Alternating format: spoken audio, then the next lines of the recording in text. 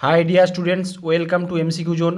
আজকে আমরা রায় Martin প্রশ্নবিচিতা 2026 class 6-এর আমরা 196 পেজের প্রথম স্কুল ফার্স্ট ইউনিট টেস্টের প্রথম স্কুল বাগনান হাই স্কুলের আমরা ইভিএস বা পরিবেশ ও বিজ্ঞানের আমরা কোশ্চেনগুলো, সমস্ত কোশ্চেনগুলো, বড় কোশ্চেন এবং শর্ট কোশ্চেন, সব কোশ্চেনগুলো আলোচনা করবো। ঠিক আছে, তো দেখো প্রথম কোশ্চেন কী আছে।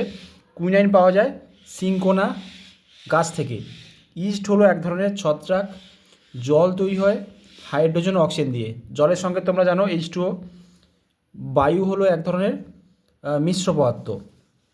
সোডিয়ামের চিহ্ন হচ্ছে Na সোডিয়াম। এবার চুম্বক লোহাকে আকর্ষণ করে, আমরা জানি লোহা, নিকেল, কোবাল্ট এগুলোকে আকর্ষণ করে। তোমরা লোহা লিখতে পারো, নিকেল, কোবাল্ট যে কোনোটা লিখতে পারো। জলের একটি অণুতে হাইড্রোজেন পরমাণুর সংখ্যা কত হবে? জলের একটি পরমাণু বলা হয়েছে, তাহলে দেখো জলে একটা হচ্ছে H2O, তাহলে H2O-তে দুটো হাইড্রোজেন আছে, হাইড্রোজেন পরমাণু আছে, তাহলে দুটি। কোনো পদার্থের ভেঙে গুঁড়ো করলে ওই পদার্থের ক্ষেত্রফলের বৃদ্ধি করে। তারপরে চোখ ভালো রাখে ভিটামিন A। শ্বাস ছাড়ার সময় আমরা CO2 gas, carbon dioxide gas ত্যাগ করি। রজন পাওয়া যায় পাইন গাছ থেকে। এবার এ স্তম্ভের সঙ্গে বি স্তম্ভ মেলাবো। লোহা হচ্ছে ধাতু, এটা হচ্ছে ধাতু। কাগজ পোড়ানো হলো রাসায়নিক পরিবর্তন, কারণ কাগজ পোড়ানো হয়ে গেলে সেই পোড়ানো অংশ থেকে আবার কাগজ ফিরে পাওয়া যায় না, তাহলে সেটা রাসায়নিক পরিবর্তন হয়। ম্যালাথিয়ন হচ্ছে রাসায়নিক কীটনাশক। ম্যালাথিয়ন আর কার্বারিল রাসায়নিক কীটনাশক। এরিথ্রোমাইসিন ওষুধ তৈরি হয়, অ্যান্টিবায়োটিক ওষুধ তৈরি হয়।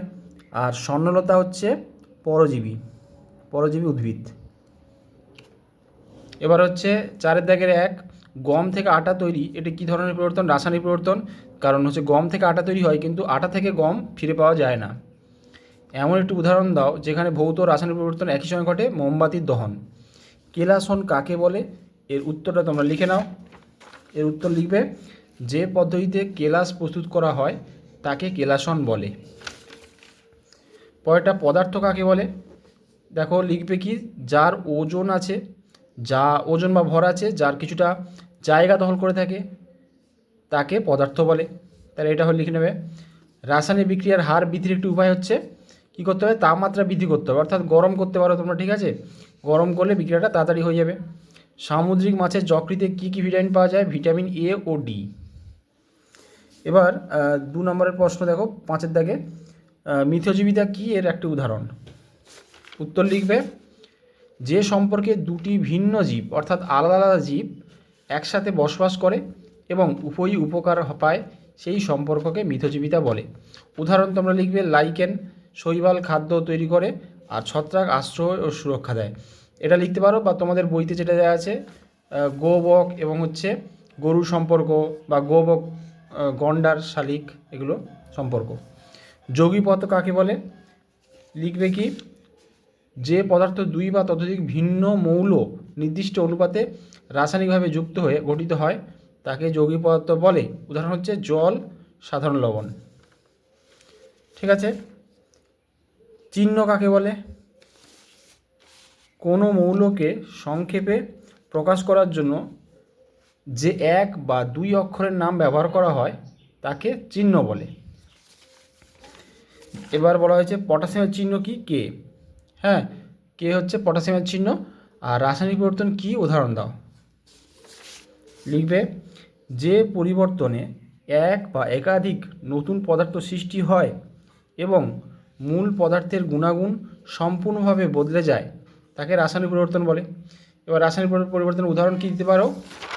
এখানে উদাহরণ লিখতে পারো, লোহায় মরচে পড়া, ভাত রান্না হলো, ঠিক আছে, তরকারি রান্না হলো, কাঠ পুড়িয়ে দেওয়া হলো, কাগজ পুড়িয়ে দেওয়া হলো, এগুলো সব যে কোনোটা লিখলেই হবে রাসায়নিক পরিবর্তনের উদাহরণ।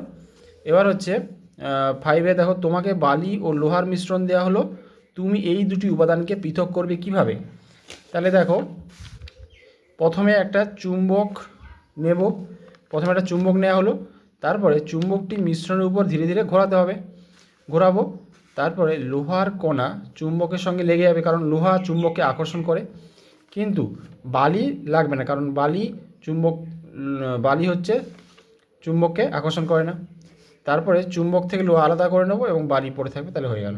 ঠিক আছে, আলাদা হয়ে গেল। আর লাস্টের কোশ্চেন, ধাতু কাকে বলে? একটি তরল ধাতুর নাম।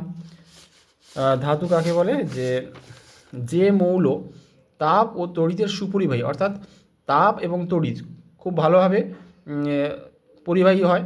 ঠিক আছে, যার মধ্যে দিয়ে তাপও চলে যাবে, তড়িৎও চলে যাবে ভালো করে, চকচকে হবে, আর নমনীয়, অর্থাৎ পাত করা যাবে, পিটিয়ে পাত করা যেতে পারে, এবং প্রসারণযোগ্য, অর্থাৎ টেনে বানানো যাবে, তার বানানো যেতে পারে। ঠিক আছে, ধাতু দিয়ে তার তৈরি হয়, তাকে ধাতু বলে। আর এখানে একটি তরল ধাতু তোমরা লিখবে পারদ। হ্যাঁ, পারদের সংকেত কি? Hg। Hg হচ্ছে পারদ। ঠিক আছে, তো আজকের ভিডিও এ পর্যন্তই। দেখা হচ্ছে নেক্সট ভিডিওতে। হ্যাঁ, নেক্সট ভিডিওতে আমরা পরের কোশ্চেনগুলো সলভ করো। যারা চ্যানেল নতুন অবশ্যই চ্যানেলটিকে সাবস্ক্রাইব করে রাখো আর ভিডিওটিকে লাইক দিয়ে রাখো।